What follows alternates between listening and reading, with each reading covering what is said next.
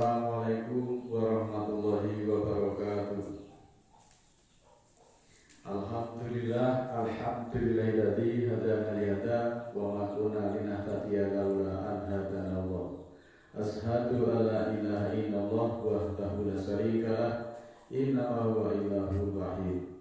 Allahu la ilaha illa huwa rabbul arsyil azim. Allahu la ilaha illa huwal hayyul qayyum. Allahu la ilaha illa huwa rahmanur rahim.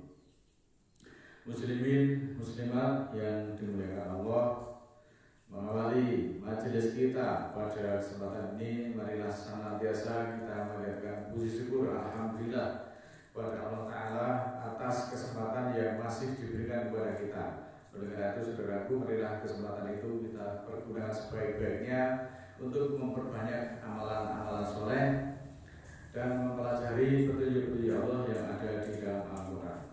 Saudaraku, pada kesempatan ini kita akan belajar petunjuk-petunjuk Allah agar kita senantiasa berada di atas shiratal mustaqim. Pada beberapa periode yang lalu kita sudah mengkaji ataupun mendalami, menjelajah ayat-ayat Al-Quran yang menerangkan tentang perilaku dari orang-orang kafir dan orang-orang musyrik. Sebenarnya dari penjelajahan yang cukup singkat, ada 25 macam orang yang dikategorikan perilakunya itu dikatakan perilaku dari orang-orang kafir ataupun orang-orang musyrik. Namun pada kesempatan lalu kita sudah membahas pada bagian yang ke-14. Meskipun demikian, saya kira dari ke-14 ciri-ciri itu semuanya mendasari kepada Al-Quran. Saya kira sudah cukup untuk bekal untuk kita semuanya agar kita bisa menjadi introspeksi untuk perilaku kita, apakah dari ke-14 itu ada yang ada pada diri kita atau tidak. Karena temanya memang sangat panjang dan bahasanya pun memerlukan waktu yang juga cukup panjang. Namun demikian dari ke-14 itu sudah cukup untuk kita, dan dari analisa semuanya mendasari pada ayat Al-Quran. Mudah-mudahan kita senantiasa berada di atas shiratal mustaqim. Dan saudaraku, untuk kesempatan ini kita akan selingi dengan pengertian yang lain agar nanti juga secara kafah kita di dalam memahami din Allah itu, yaitu kesempatan ini kita akan bahas tentang pengertian dari fasik. Saudaraku, bahwa fasik itu berasal dari bahasa Arab, artinya fasik yang secara etimologi berarti keluar dari sesuatu. Dan di dalam Islam, fasik adalah seseorang yang telah meninggalkan ketaatan kepada Allah dan Rasulnya, itu disebut fasik. Menurut Kamus Besar Bahasa Indonesia, fasik itu memiliki arti tidak peduli kepada Tuhan, tidak peduli kepada perintah-perintah Allah. Selain itu juga orang yang percaya kepada Allah tetapi tidak mengamalkan perintah-perintahnya, bahkan dengan sengaja melakukan dosa. Itu pengertian fasik di dalam Kamus Besar Bahasa Indonesia. Tentu kita akan dalami lebih lanjut bagaimanakah pengertian fasik berdasarkan ayat-ayat Al-Quran. Di dalam Islam, fasik adalah orang yang tidak taat kepada ajaran Islam dan Rasulnya. Dan orang fasik itu dibagi menjadi dua golongan. Yang pertama yaitu orang yang belum beriman kepada Allah. Orang yang belum beriman kepada Allah itu masuk kategori orang-orang fasik. Sedangkan golongan yang kedua yaitu orang yang sudah beriman tetapi tetap melanggar perintah dan larangan Allah. Artinya orang itu sudah beriman, sudah paham hukum-hukum Al-Quran, sudah paham hukum-hukum Allah, tetapi dengan sengaja melanggarnya, dengan sengaja mengabaikannya, dengan sengaja menyepelekannya, itu juga sangat-sangat fasik. Lebih lanjut, mari kita pelajari di dalam surat ke-9 ayat 24. Allah menjelaskan tentang fasik itu sebagai berikut. A'udzubillahi minasyaitonirrajim. Bismillahirrahmanirrahim. Kul in kana aba'ukum wa abna'ukum wa ikhwanukum wa azwajukum wa isaratukum wa amwaluk tardumuha wa tijaratun tahsaruna kasadaha wa masakinu tardawnaha ahabba wa rasulihi wa jihadin fi sabilihi fatarabasu hatta ya'tiyallahu bi amrihi wallahu la yahdil qaumal fasikin. Di dalam surat 9 ayat 24 Allah secara gamblang menjelaskan pengertian fasik yaitu sebagai berikut. Katakanlah, jadi Nabi diperintahkan oleh Allah untuk mengatakan kepada umatnya, jika bapak-bapakmu dan anak-anakmu dan saudara-saudaramu dan istri-istrimu, istri-istrimu itu maksudnya mewakili banyak orang, bukan satu orang beristri banyak. Jika kamu, bapakmu, anakmu, saudaramu dan istrimu dan relasimu dan harta yang kamu usahakan serta urusan perniagaan yang kamu takut kejatuhannya atau kebangkrutannya dan tempat tinggal yang kamu ridhoi, itu semua lebih kamu cintai daripada Allah dan Rasulnya serta berjuang pada garis hukum Allah, maka tunggulah hingga Allah mendatangkan perintahnya dan Allah tidak menunjuki kaum yang fasik.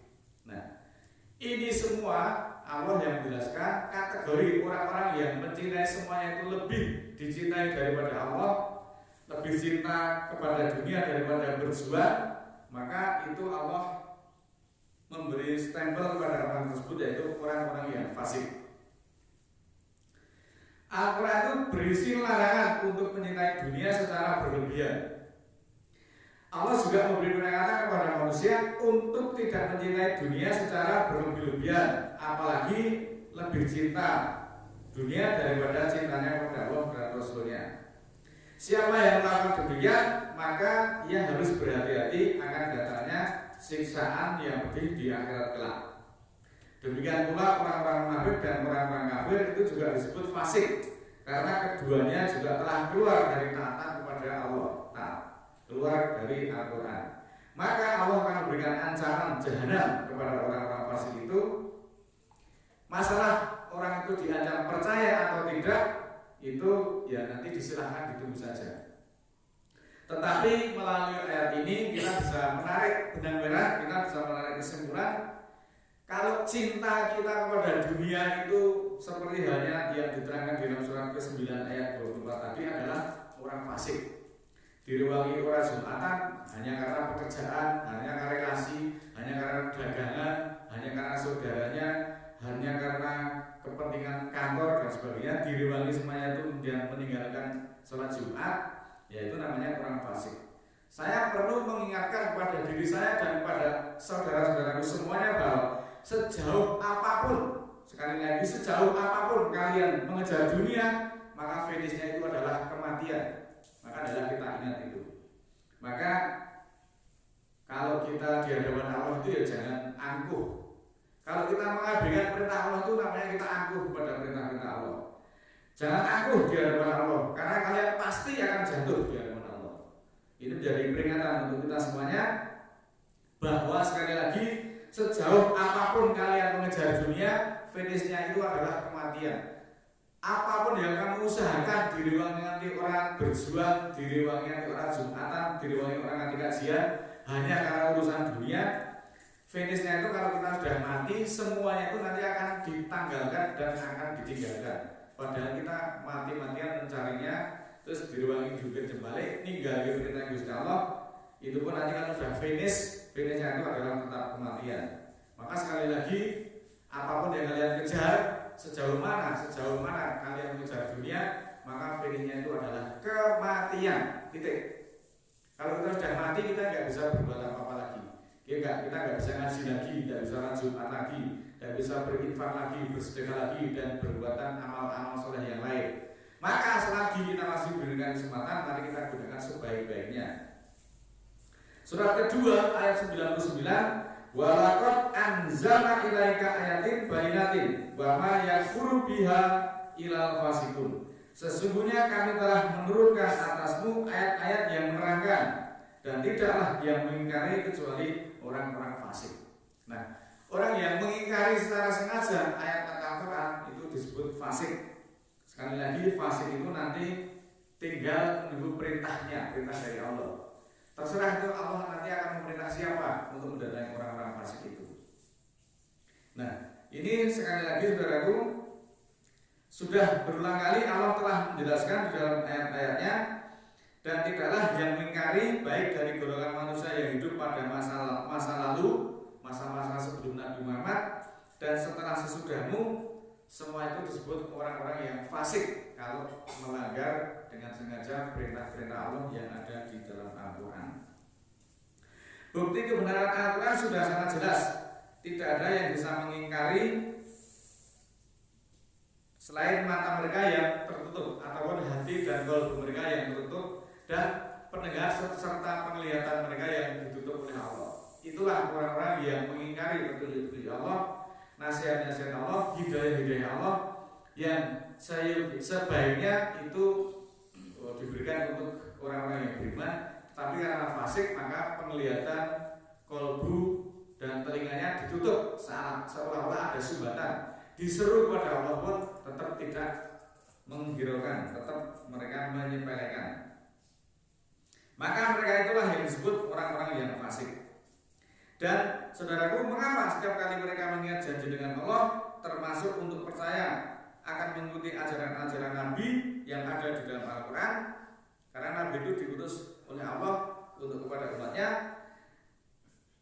Datang sekelompok orang yang melanggarnya, menyepelekannya, mengingkarinya, dan sedikit sekali dari penglihatan mereka dan menutup kedua telinganya, serta mereka akan mendapatkan ancaman siksaan yang pedih.